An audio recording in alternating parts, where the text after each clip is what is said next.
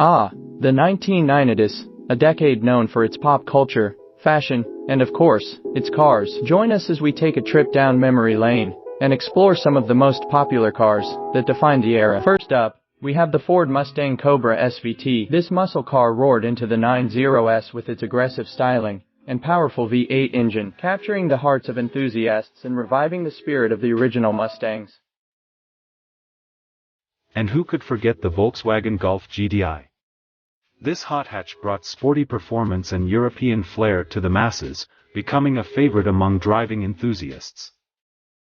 Speaking of favorites, the Honda Civic had its moment in the sun with its compact design, fuel efficiency, and reliability.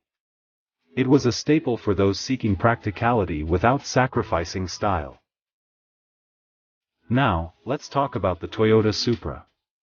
This sports car became an icon thanks to its sleek lines, turbocharged power, and starring role in The Fast and the Furious franchise.